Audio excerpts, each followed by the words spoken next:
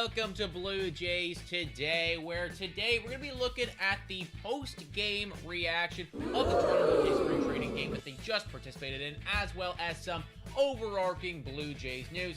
1-0 loss to the Tampa Bay Rays. Obviously a big competitor. Didn't go our way, but there's still some positives to be taken away from today's game. For sure. I'm your host, Nicholas Playlock. And I'm your host, Adam Peddle. And yes, exactly. Lots of good positive stuff with that pitching staff, especially Alek Manoah, just like this video suggests. Look, he changed a bit of his approach today.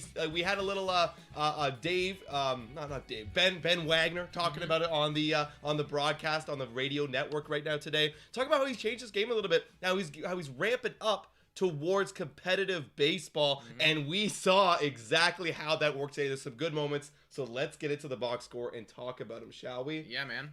All right, so like Nick said, 1-0, sad loss. But again, Alek Manoah, 6 innings, 5 hits, and only 1 earned run. There was a inning in the third, and there was a sequence of events. There was a walk, there was a hit by pitch. Now we know Alek's been kind of dealing with that sinker, and he hit a batter and then gives up a single. So a little bit of his fault, but everything around that is competitive baseball and giving the Toronto Blue Jays a chance to win.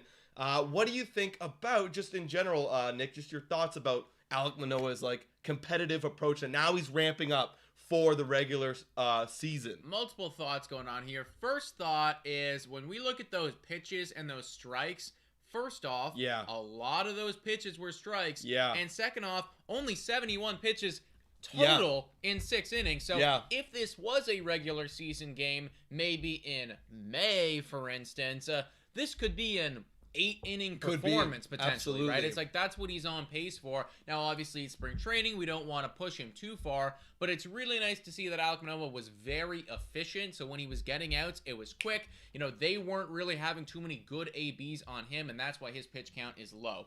Second thing to note, the hit by pitch. Obviously, not a major deal. You're going to hit guys every now and again. You want to be aggressive, but this is definitely something that Manoah has come out himself and said, I want to work on this. I want to address this. In those starts in the postseason, had a few hit by pitches, and we can see right here in the inning where he did give up the 1 earned run, that actually played a pretty critical role in that run coming around. So I think that's the only minor critique, that it's keep pushing on that, keep working. But that's the beautiful thing with Alek Manoah. It's that one minor thing. If you get rid of that, man, you have literally Hall of Fame potential in your. I mean, he already does have Hall of Fame potential because everything else in his game is so perfect and so rounded. I mean, there's one moment I want to talk about in it was the 5th inning. And he had a runner. I gave up a double. And then on a fly ball, a little sack, not a sack fly, but tag up an advanced situation. Runner goes over to third. It's third base with 1 out. And what does Alek Manoah do? He strikes out the next 2 batters. And on the radio broadcast, you could hear this guy verbally saying, yeah, and so amped up. That competitive nature, he's ready to go for the regular season. And you're seeing many situations where he's getting into jams and he's getting out of jams. Totally, man. And that's what I love to see, especially against a Rays lineup here, folks. That looks like pretty much what they're going to start on opening day, minus a Rose Arena because World Baseball Classic.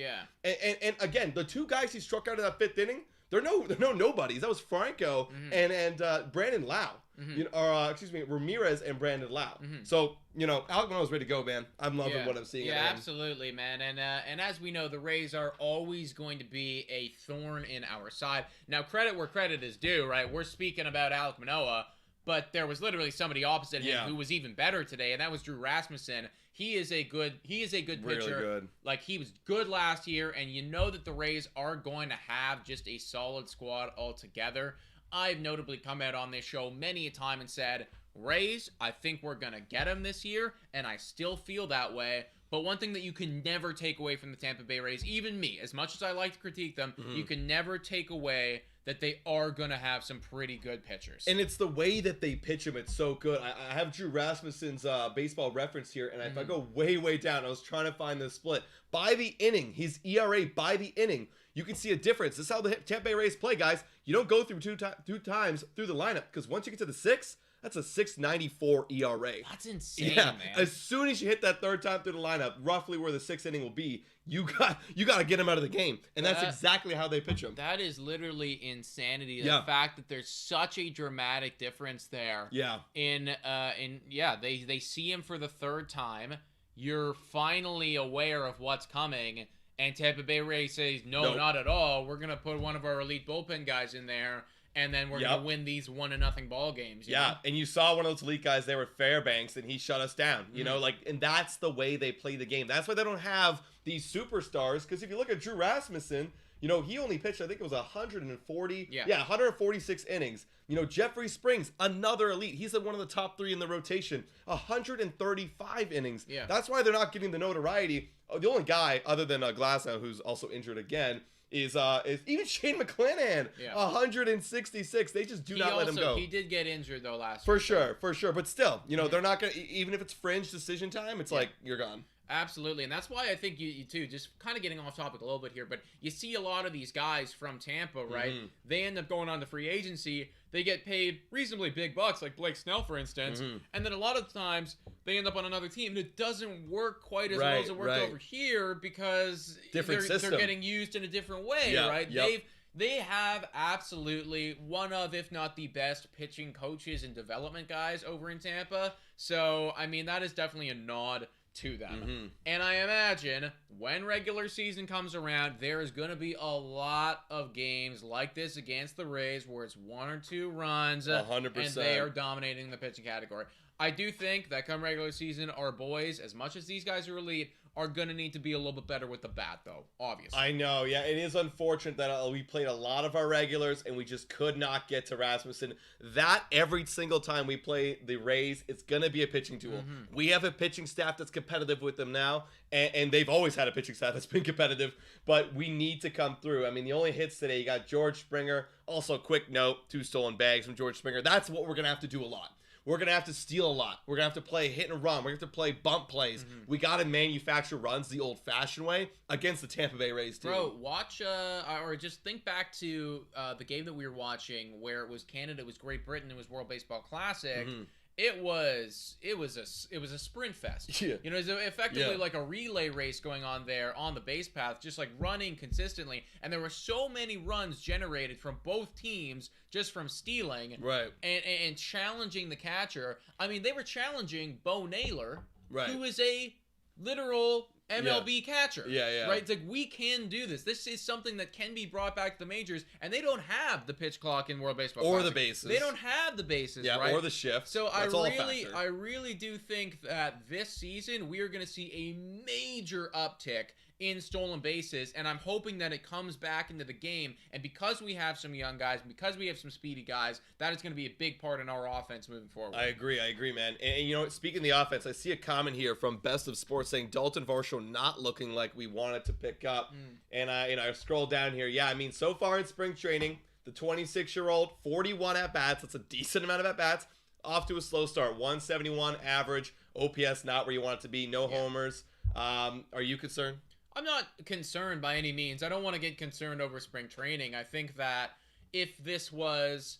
I'll start to get concerned if he's hitting 171 after April.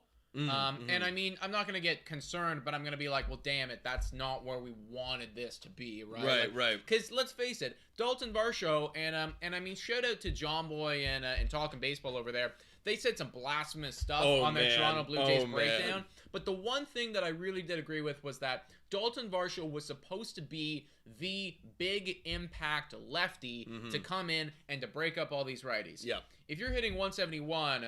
There's no impact going on here. They're not. No pitcher's worried about you. They're not even thinking about you, bro. No. They're just gonna throw you the same thing that they're throwing the righties, and you won't be able to hit it. Hey, we don't have the stats right here, but Dulcimer is saying Varsho's always been horrible in spring training. Look at Varsho's career spring training stats. I don't want to go down a rabbit hole and like derail the topic, but I agree. I believe you. If that is the case, then it's just spring training. You chalk it up as that. We got to see March 30th, which is 11 days away. 11 days away.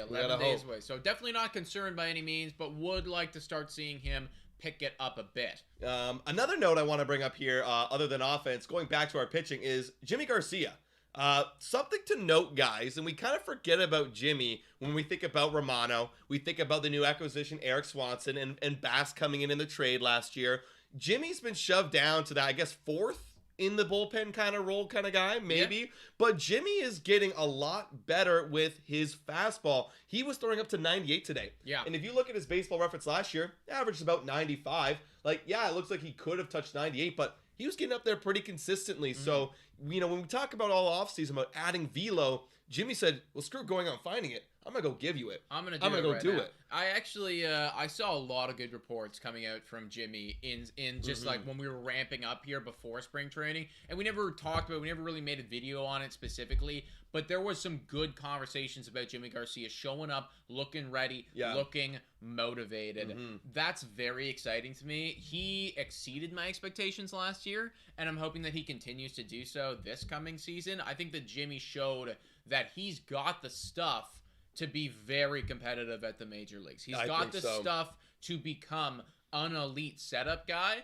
You don't even need to be that for us. But if you want to come out and give us the 2.5 ERA, which I know that you're capable of doing, and also blow past people, so when Trevor Richards, for instance, is in the 5th or the 6th inning and letting on 2 people, and now we need a strikeout, we desperately need a strikeout right now, are you the guy? Could you be that role? Oh, 100%. Maybe. I mean, we've kind of utilized him a little bit last year. Like, he, to me, again, he's that 4th guy. So he's that 7th inning guy, or you need someone to get out of a jam. Get out of a jam. Right? You could utilize our, like, quote-unquote setup guys in big game situations when we're facing division rivals like the Tampa Bay Rays, right? I mean, they kind of used it in this game. They bring out Fairbanks. That's one of their best relievers. Totally. They bring him out in the 6th inning to stop any sort of bleeding. I mean, there wasn't any situation where we were threatening in the 6th inning, but they're giving him threatening a whole lot. We were threatening a whole lot. But it's, again, if you, for lack of a better term, they're kind of role-playing scenarios of what could happen. You could be coming out in the 6th inning. Same with Jimmy Garcia. He could be doing that. But today, he came out in the 8th inning. He could be doing that, too. I think that the best teams, the best bullpens,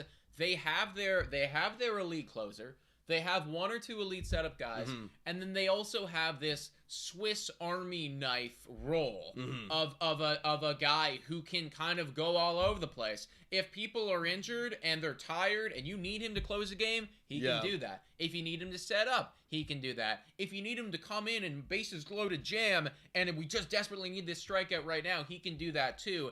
And he's kind of the guy where it's like you always need to be on call. That's your role, right? Because you get into these closers, it's like, well, I'm only going to get called in for the 9th. See, Jimmy Garcia, maybe you're the guy where it's like, you're always got to be ready to go. Get yourself prepared. If, for instance, oh shit, it's the 3rd inning and Kikuchi's blowing up now. We gotta stop the bleeding right now in a necessary game. Maybe it's you, right? I'm not sure. I'm throwing it out there. Well, I mean, you want to talk about Swiss Army knife? That guy for us in the last couple of years, you know who that's been? That's been Adam Simber. Adam Simber, you're right. He would come out in the 5th and come in the late game. Trent Thornton in the dark days. Oh, no. See, that's when we were, like, getting blown up in the 3rd and 4th. Yeah. But, like, you saw a lot of, like, Adam Simber, I think, had the most innings out of any Blue Jay reliever last year because he was always on call. Yeah. And he comes out, throws his weird delivery, just messes up the timing of players. I could see Jimmy being that guy. Look, I like that we use Adam Simber a lot, but let's be honest. I mean, he's not... I wouldn't consider him the top 4, top 5 pitcher in our bullpen. I think that Adam Simber had a bit of a down year last year compared to, because again, I mean, he also was being used a lot. He was being used a lot. He was being used a lot, right? So that's obviously got to factor in. He doesn't have the benefit like some of these other guys to know for sure, oh, you're coming out in the 8th, or you're coming out in the... He doesn't get told that, which is also a difficult skill to adjust to. Adam Simber was dominant in 2021. I still think that Adam Simber is one of our upper echelon dudes, and I love the fact that when we're going to have somebody like a Kikuchi and like a Manoah who can reach middle 90s, high 90s with their fastballs, they come out, they do 6 innings, they do 5 innings of work, then you throw in Adam Simber and this weird, fucked up, funky submarine delivery that's coming at you at 88, and it's like that is going to be enough to throw these guys off. So I still like Adam Simber in that kind of 2.8 ERA. He finished off the year strong. You know what? In my brain, I had a 3. I had him over 3. Yeah. I think he must have finished off the year strong. Very solid. Make your Canadian small business stand out with the .ca out of that domain. bullpen, right? Like, definitely it's easy very solid. So I still really enjoy Adam Simber, and I want him to kind of be in that role. He is absolutely not a strikeout guy, though. No. And I think weak that contact. we can kind of work Jimmy Garcia in there and be like, well, maybe you're the high velocity guy to do the same kind of job. You know, it's like if we need that. Exactly. I mean, or maybe even Nate Pearson. I mean, there's... I've always wanted that for Big Nate. Look, that's supposed to be the goal, man. You know, not to sidetrack again the whole breakdown, but we love talking baseball here on Blue Jays Today. But I did come up with a video talking about potential guys to fill in that last role, or who would be cut for Nate Pearson. Well, one thing I didn't mention in that video was Mitch White hasn't pitched a single inning in spring training yet. Very true. He has not been ramped up. So if he starts the year on the IL... Well, there you go, Big Nate. There's your chance, man. Yeah. Don't waste it. Yeah, absolutely. I think that we've always wanted Nate Pearson in here and being the guy for us. Also, just quickly shout out Braden Powers. I don't know about 2.6 ERAs down here. I tend to agree with you. Honestly, I in my brain thought he was a little bit higher as well. Apologies. I think it's because near the end, when we were looking at all the stats, we kind of just forgot about him. Yeah. But we shouldn't be forgetting about him because 70 innings, I think it was 2.8 ERA, but still really good. Very, very good at Adam Simber. So, again, that just shows the depth we have so of this much bullpen, right? There's so many guys. And if you could incorporate a Nate Pearson into that with just the monstrous velocity that he has, that is... elite. Hey, Ratchet with the Nate and Simber back-to-back combo. That would be so baffling. I was just thinking that. So baffling. You go sixth inning, you go seventh inning. It's Simber into Nate into Bass into Romano. Yeah, that would be crazy, set, bro. Match. Crazy, bro. Final couple notes before we wrap up here, guys. One thing that has always been a topic of concern is Jose Berrios. But on today's radio broadcast, we did get word from Pete Walker in an interview saying that the blow-up in the World Baseball Classic, that is not how the Blue Jays would intend to attack those hitters that they would face. That's what Pete Walker's saying. Okay. That's not the calls. Because when you think about the baseball dynamic, Pete Walker's most of the time is making the calls. Yeah. Right? He's relaying it to Alejandro Kirk or Danny Jansen saying, let's go fastball here, let's go curveball here, whatever. But that's apparently what he saw in the World Baseball Classic is not what the Blue Jays intend to do.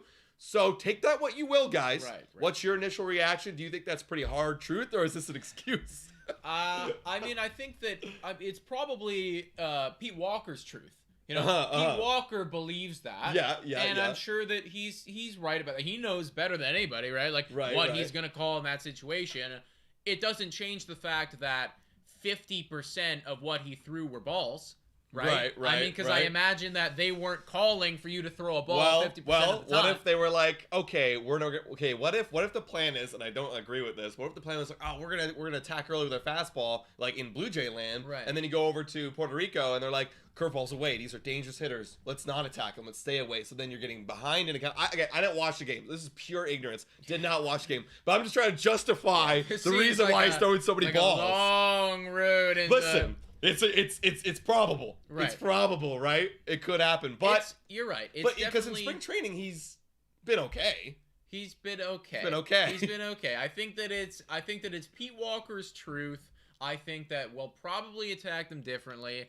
I find it very difficult to believe that the Puerto Rican coach or pitching coach is so vastly different and worse than Pete Walker that his game plan would result in 4 runs in the first inning. But again, you know, like, sure, man, like, you call the game how you call it, Pete Walker. I hope that you don't call it like you called it last year, though, because in that case, it's pretty simple. We got it. Yeah, I mean, he's got to know he's got to change. Well, Del Silver's saying that Berrios outing World Baseball Classic could drive Pete to drinking. I love he put drive and drinking together. What the fuck, man? It's like, what do you mean? That's exactly how you called the game last year. I know. Exactly how you called it, Pete. Well, we don't. Again, I didn't watch the game. We didn't watch the game. We don't know, but the results, if that's what we're seeing, the results are the same.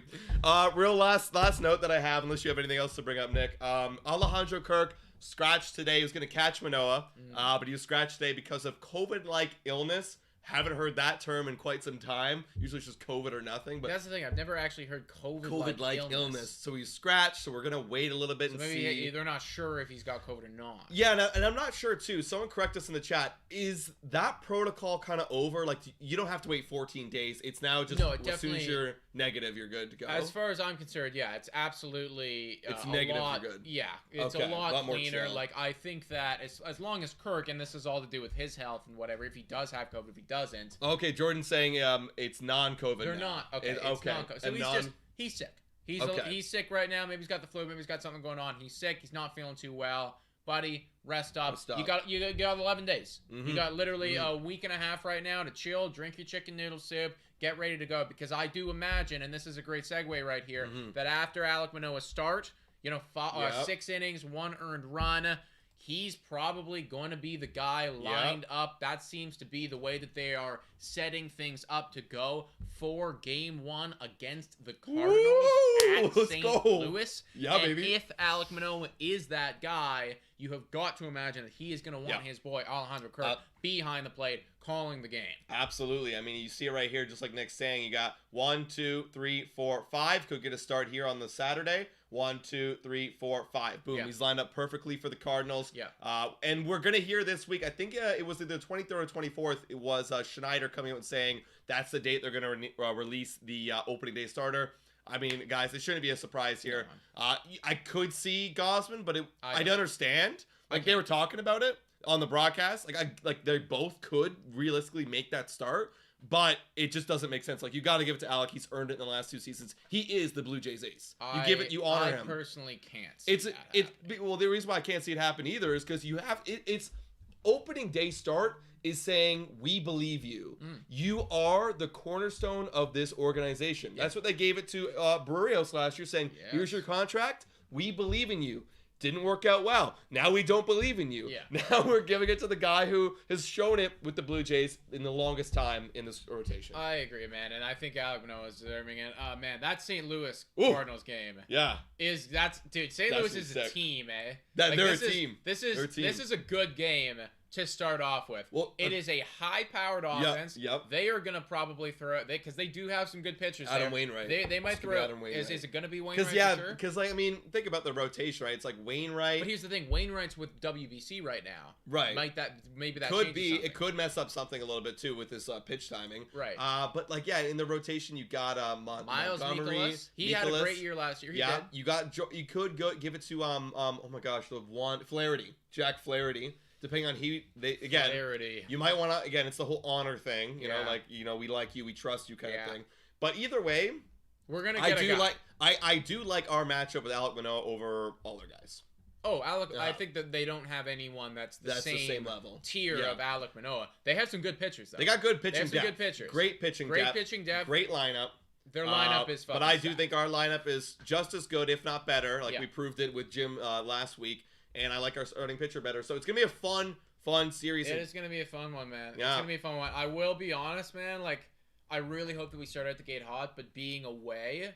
It's tough. I definitely wouldn't be shocked if that's a 1-2 series to start. Yeah. And being on the road for 3 series to begin the year isn't ideal. It's a tough way to begin. The whole Rogers Center renovation. That's what I learned today. Why? It makes sense. It makes sense. But again... Get your road games out of the way. If you do come out swinging, then you're going to come back home and you'll be like, fuck, boys. We're, I don't know what the number of games is, but we're, 6-3 right now. We're feeling great. We're a few games over 500. Exactly. Yeah, that's what I want to be. And now we're at home for a time and whatnot. So we're very excited, guys. 11 days to go. If you didn't already know, we are going to be live with so much content on this channel for that entire weekend, folks. It is going to be an absolute blast. So mark your calendars. Make sure you got notifications turned on so you can make your way back to this channel and just rein in the entire baseball season with us, because we're so excited to do that with you. That's right, guys. And make sure, guys, before you leave, drop a like on the stream if you enjoyed this post-game reaction. And if you're new here, consider subscribing to the YouTube channel. Just like Nick said, lots of Blue Jays content and MLB content coming. Thanks so much for watching. And go Jays, go!